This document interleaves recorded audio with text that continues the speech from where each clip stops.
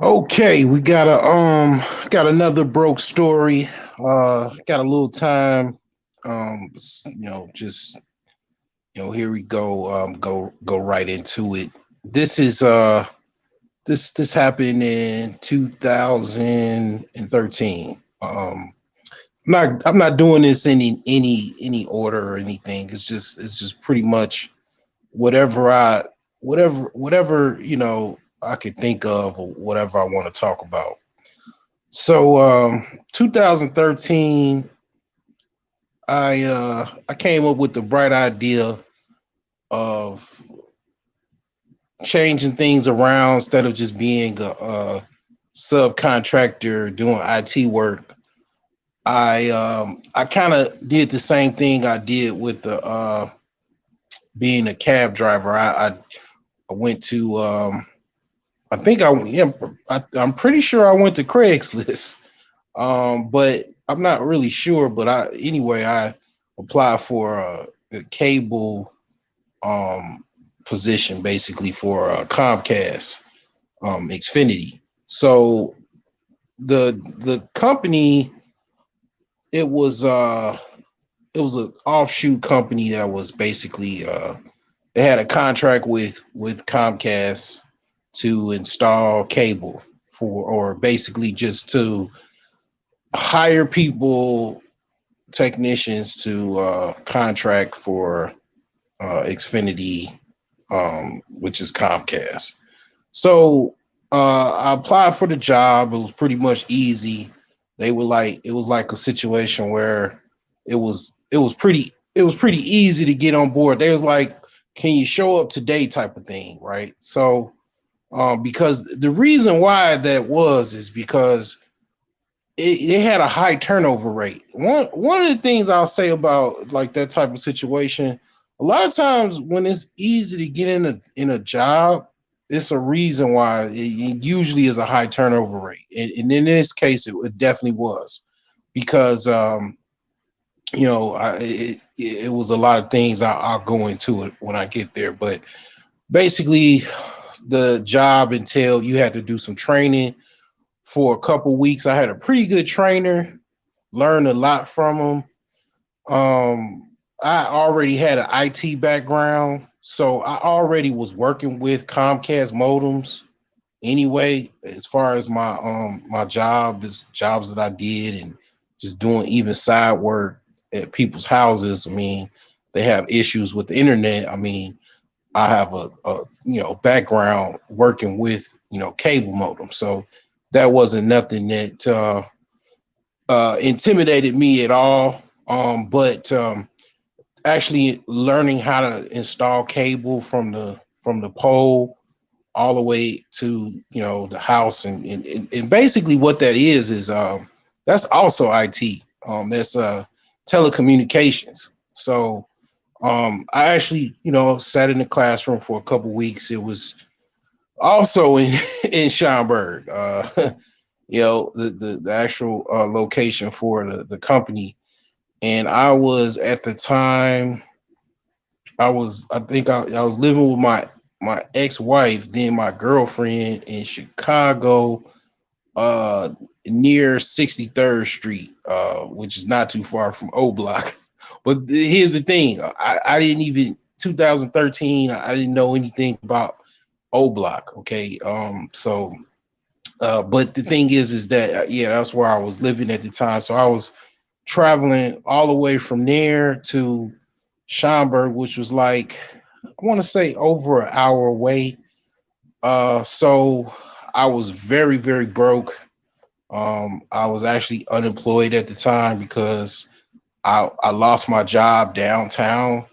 Um, because some lady, didn't like what I said over the phone, and then she complained to some other person, but that's a whole nother story. But my first job that I actually had downtown Chicago, I lost that job. I actually got fired. So I was looking for another job, decided to, divert from going back into IT. And then, I just basically got into installing cable because, I just was like, okay, let's try something new. So anyway, I'm in the classroom, a couple weeks, learn how to all the basics of installing cable for Comcast. Got approved to be a contractor to contractors badge through Comcast. The funny thing is, I applied to actually work for Comcast. I went to three interviews, and I was already working as a contractor for Comcast. But a lot of times, man, working, getting jobs, man, a lot of times people just don't like you. And it being an African American male, as well as being having a Islamic name, you know, I'm used to not being, um invited to the party, let's just say. So it's a lot. Yeah, it just made no sense to me. But at the time, I literally tried to get with actually working directly with Comcast. Went on three interviews, but I couldn't get in. But anyway, this story is not necessarily about me actually, my training and everything, or even working for the company, which they ended up getting a class action lawsuit because they were shortchanging a lot of their technicians. This story is about basically the guy's house that I went to. This guy, after I got it out in the field, got my own truck and everything. That process took about a month, from classroom training and just basically riding along for a couple weeks with the technician that's already went through training, right? So I had a call for, this is North Shore, Chicagoland area. Got a call for a guy. Well, I didn't necessarily know who he was, but it was basically a call for someone in an area where there's a lot of mansions. So I went to this mansion, and that day actually, I didn't meet the is a Jewish guy and his wife. Jewish guy was about 80 years old. His wife was like, I want to say she was about 40 something, maybe even 50, the oldest. And she's very feminine, blonde, um, you know, very attractive. So I was there, just the basement in the mansion was downstairs where all the equipment was for Comcast. So I just literally went down there, and I want to make note that she didn't even follow me to the basement. She just basically was just in the kitchen, you know, doing what she was doing, whatever. And I just went right down to the basement and I checked on everything. Then the problem was with the internet. So I went into the office to figure out what was going on with the connection, and she got the basically her husband on the phone, and I started talking to him, and he said he was on his way, and eventually after a while he arrived, and we were talking and everything, and I was explaining everything what was going on, and basically I told him he needed a new router. His router that he was using, it was not doing him, any good. He needed a new router. So literally he gave me like $100 to actually go to Best Buy to get a new router. And I mean, of course, I kept the change, got him, a pretty good router. And he, told me his story about how he came from Inglewood in the 1940s, and moved eventually up north and whatnot. And that was very interesting. And he had his own horse racing simulcast. He also even had some thoroughbreds that he trained and stuff like that. And the thing about this story was very interesting is, wherever I had to go in the house, he didn't follow me around. His wife didn't follow me around. His actual basement was the size of, I want to say, two or three standard basements, and the actual height of the basement was the size of a high school gymnasium. It was extremely huge. I've never even seen a basement that big as I saw, and you know, it had, all the audio visual equipment and everything in the basement, and of course the Comcast modem and the Comcast cable box and whatnot. And that pretty much you know is what I pretty much noticed. I mean, of course, I installed cable for about, I want to say, about 4 or 5 months. I've eventually was given an ultimatum to just basically go on probation, and give up the truck, or or just quit. And it's like I got into it with one of the managers, and they were like these like white boys from the South. And a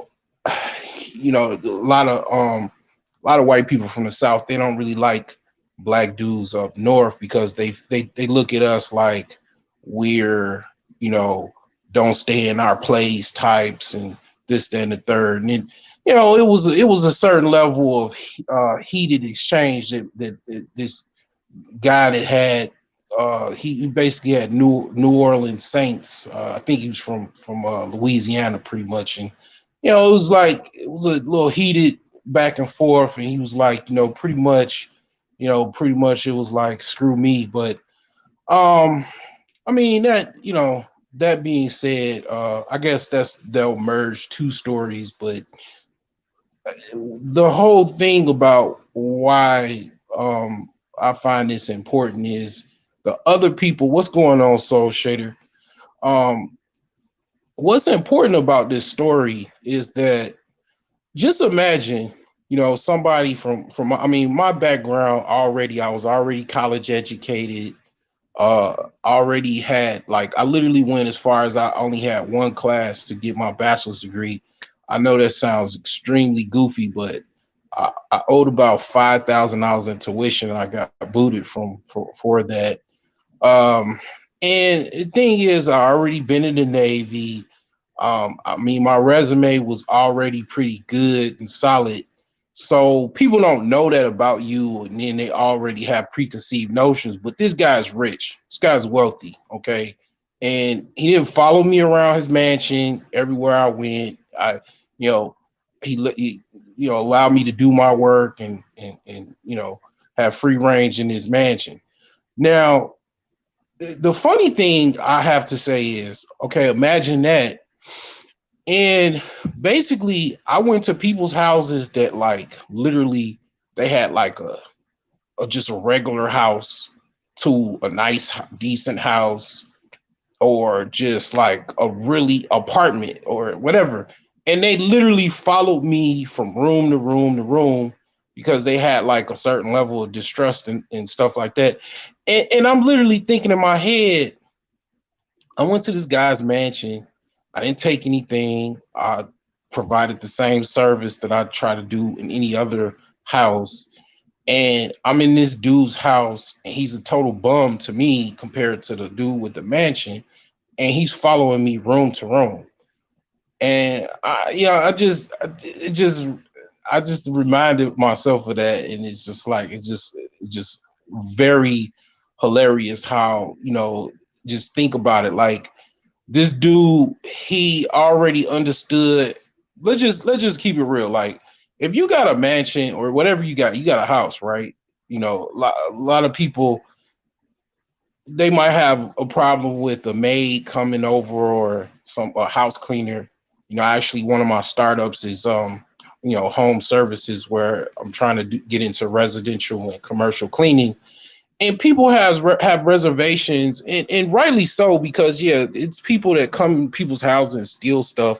But the thing about it is, obviously, this man is old enough and has everything said, everything in his house, to where he knows what's what. He's comfortable enough to let people come in his house and you know do what they need to do.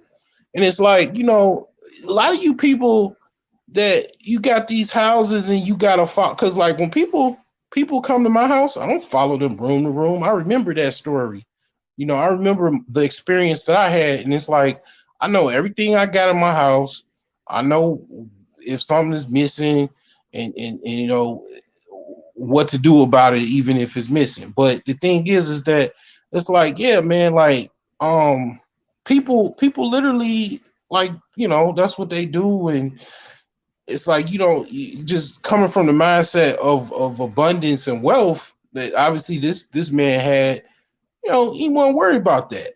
He was not worried about, oh, somebody in here, black guy, he gonna take everything and everything. Nah, dude's wealthy, man. He was rich. And then here's the thing, right? And this goes into classism and stuff like that. And I definitely would say, yeah, in Chicago, it's literally a class warfare going on. It's literally people carjacking, like, um New Jersey Drive. Like, if you never saw the movie New Jersey Drive, like New York, New Jersey had a big, huge problem with carjackings. It's literally it's a very big problem in Chicago right now. A rideshare driver just early today got shot on the west side of Chicago, just trying to freaking, deliver food or whatever, drive and pick people up.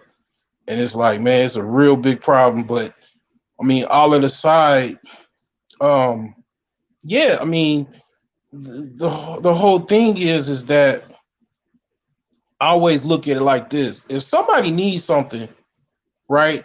If they need it more than you, okay, some type of material possession, whether it be uh they need some money or a phone, just let them take it.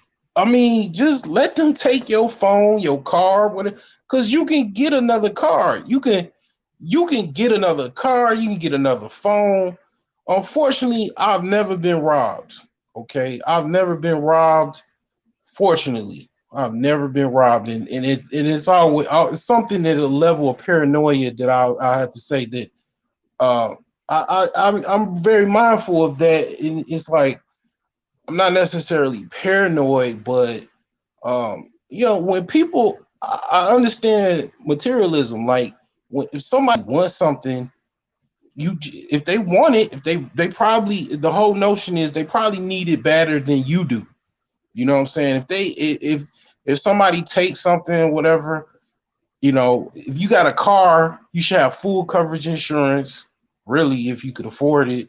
Most often cases, people really kind of just don't have the best structure as far as things. And a lot of times you can get full coverage for cheap. Somebody steal your car, guess what? You make a phone call. Even if they take your cell phone, police gonna come around because you gonna, eventually the police is gonna show up. Okay, you freaking next day get home, whatever, get somebody, call somebody, come pick you up.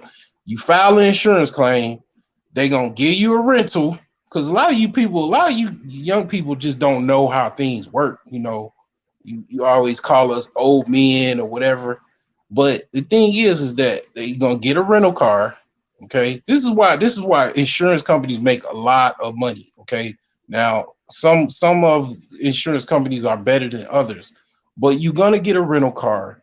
Okay, then also you're gonna get a check. Okay, you're gonna get a check for the actual blue book value of your vehicle that you had. If you had a loan, which a lot of people be having loans, okay, fine, okay, they're gonna pay off your loan balance as long as the car had the same value as whatever you owed. It won't be an issue. If you don't if you don't have gap insurance, or let's just say you do have gap insurance, the gap insurance will cover whatever the payoff amount, if it's like, you know, more uh payoff than what the car is worth, the gap insurance will take care of that. If it's no gap insurance, then yeah, you're, you know, stuck with the balance of whatever the vehicle is. But it's a lot better than having two hot ones, three hot ones in your, you know, abdomen, stomach, leg from not giving up a freaking car. Your body, your life is worth more than any material possession. Only thing I can say is, like, if you have children, yes, I've talked about that in previous videos. If you're gonna have children and a wife, whatever, unfortunately, the sad news is you are a king unless you're a coward, because you're gonna have to sacrifice your life for, you know, that child, that you know, your woman, because she's the mother of your children. That is the sword that you have to follow. And most men understand that. We're taught that, you know. But I mean, all of the side material possessions, you can always get another car. I mean, I've been the brokest of the brokest, and I've lost cars. To be honest with you, I literally, within a week ago, okay, just last week, I'll just say just a week, I'll say 2 weeks ago, about 2 weeks ago, my pickup truck is no longer in the picture. My pickup truck is gone. It's the city of Chicago had to pick up my pickup truck because my crazy grandfather, because I was living with my grandparents. I will, you know, you could chuckle on that, but the thing is, um, he was trying to get out of the alley, and it was like all of this snow. My pickup truck, already the transmission was like on its way out. So I was pushing him down the alley, and this is one of the reasons I was already planning on moving out, and this definitely made it decisive and not to ever come back. So I pushed him out of the alley, and basically my transmission blew. Okay, truck gone. Okay, so that was a wash. And then the following week, my only car. Okay, I still got another car that I'm trying to work on getting out of layaway. It's like basically that went out. My Mercedes went out. The water pump blew and started like overheating, and the belt needed to be replaced as well. So that was another like over $700 gone. Okay, so I didn't have a car for a week. I was Ubering and lifting everywhere, you know. And you know, I mean, the thing about it is, yeah, it was definitely a struggle, you know what I'm saying? But I mean, at the end of the day, it could have been a situation, no matter what the case may be, your life is more important, you know, than some valuable possessions. And the thing about it is, um, all of the things that I talked about, all of the things I talked about, where, you know, you gotta self improve, you gotta help others self improve, you gotta be, you know, when you do self improve and you make money, you gotta reach back. You know, that's part of like, you know, we're supposed to be living in this what Judeo Christian country. That's part of being, you know, religious or whatever. You know, you give back, you help other people. Well, the black community in Chicago, they're not doing that. They're not helping these people out. They're not, you know, even scolding these women that are raising these children, raising these hellions, raising these urban terrorists to, you know, do whatever they want to. And then, I mean, it's basically controlled chaos. Okay. So this is gonna continue to happen, unfortunately. And you know, it's just basically a lot of times what it is you just have people that are still living in these neighborhoods where they've already kind of left, but it's some people still there for whatever reason.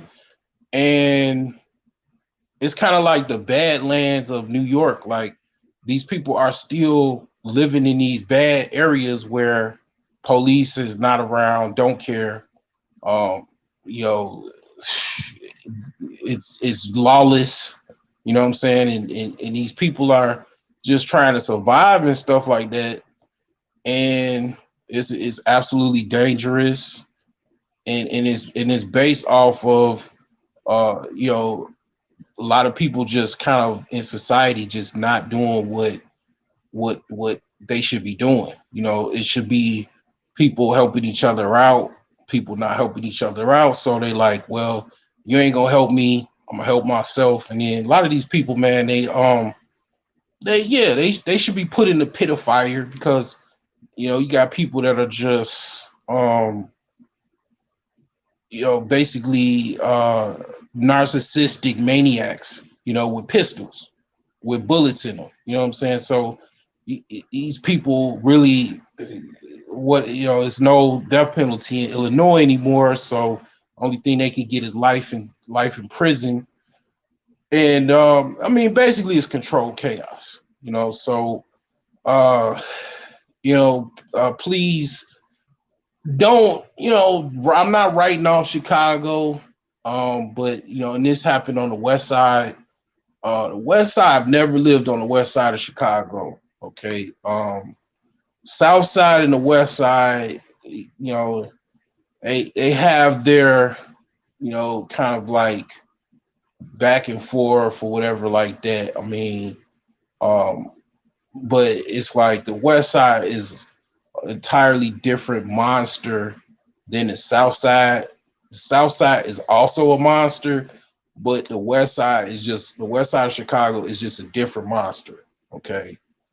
Even parts of the North Side of Chicago is different. Now I will eventually do a video explaining parts of Chicago. I know I'm not the only person. I've not really searched on YouTube as far as if there's somebody that already have done a video on the bad parts of Chicago, the hot spots of Chicago.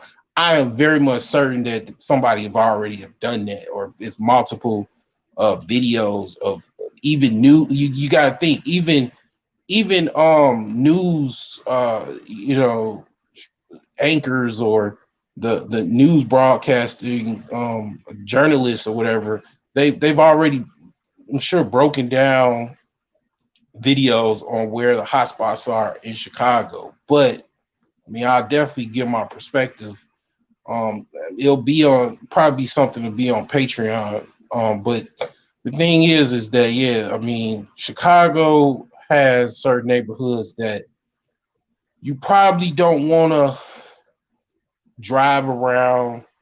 I definitely would tell a story about my experience when I used to work for Uber, when I used to drive for Uber. Um, you know, I want, you know what?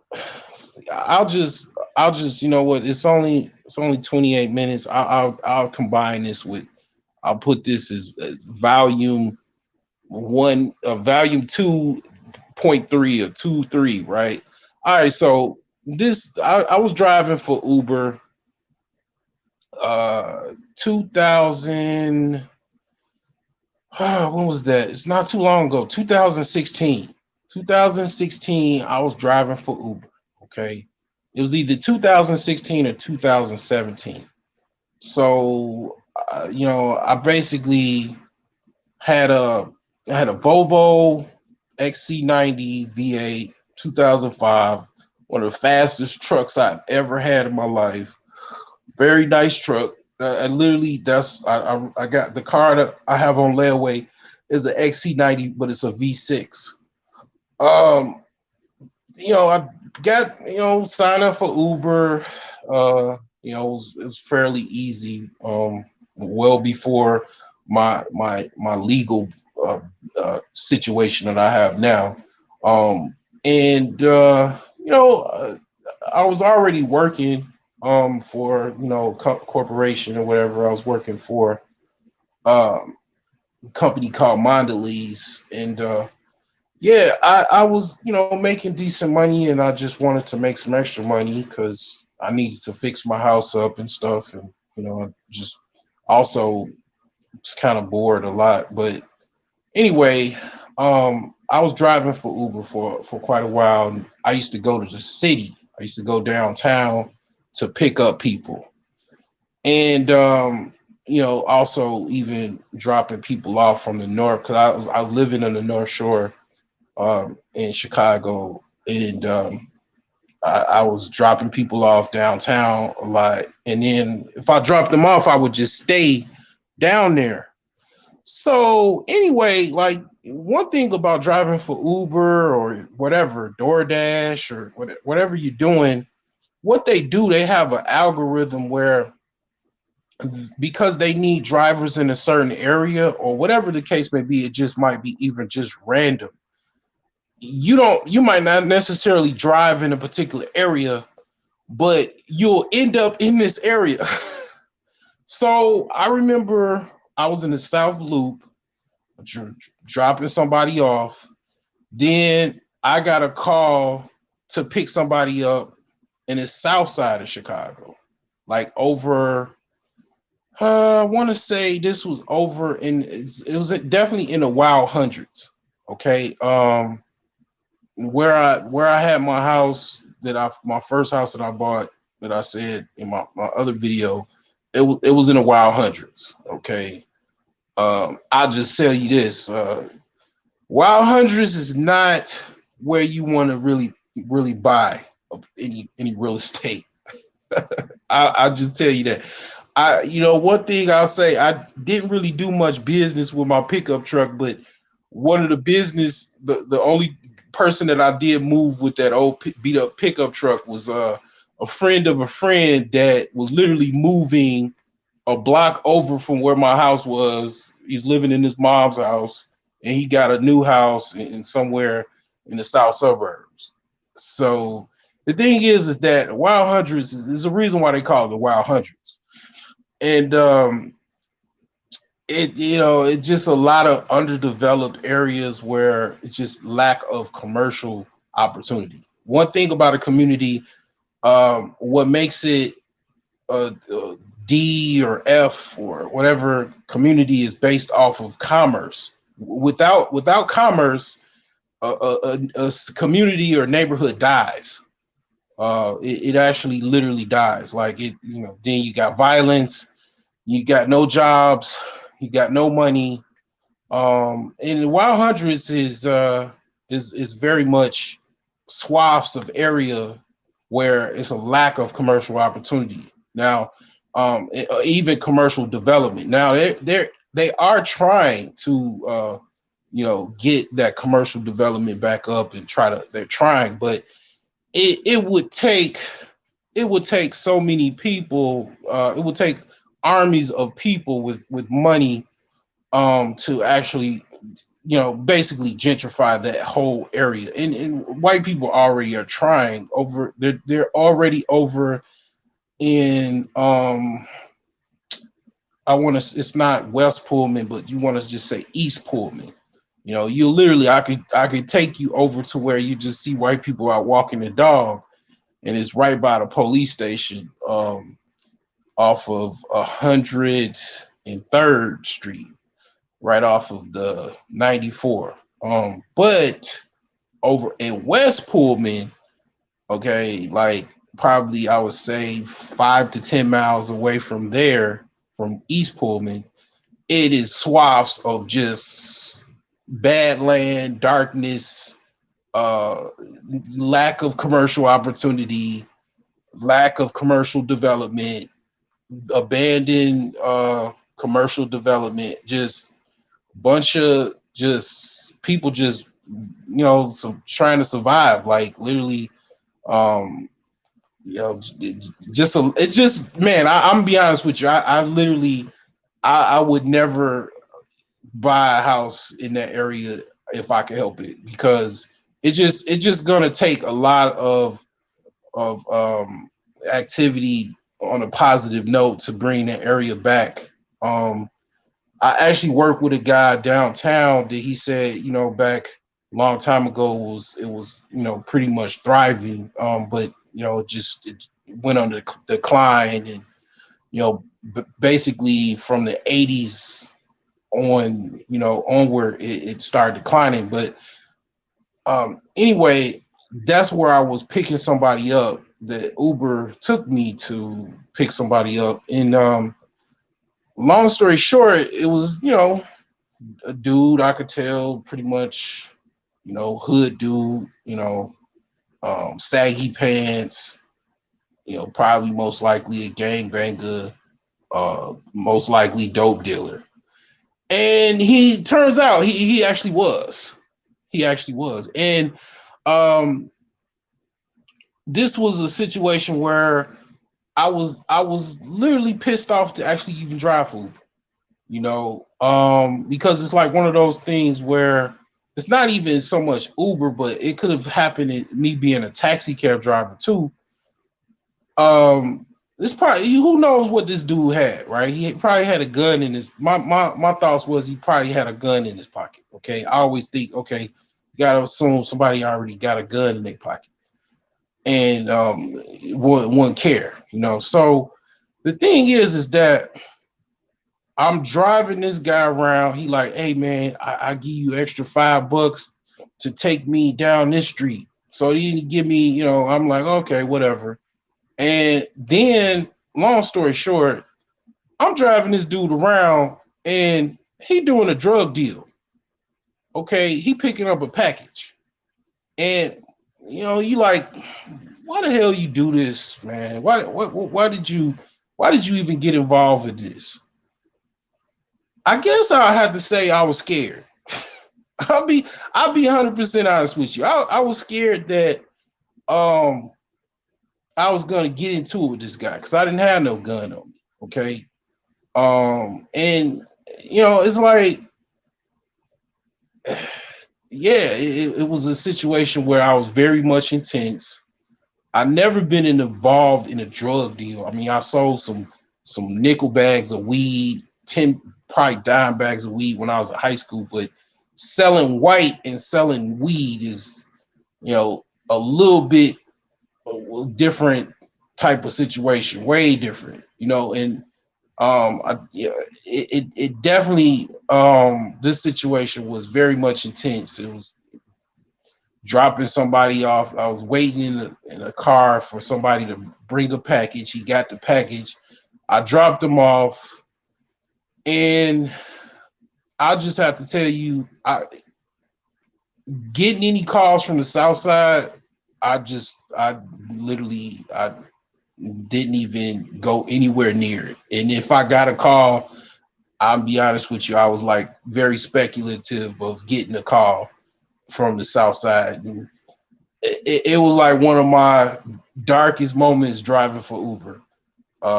And yeah, it was a drug deal gone bad. Like, I mean, not bad, but I was involved in the drug deal because I was driving for Uber. you know, Making, pennies on the dollar for, taking people down the street and shit like that. It's like, but anyway, that's all I have. Those are my two broke stories for the night.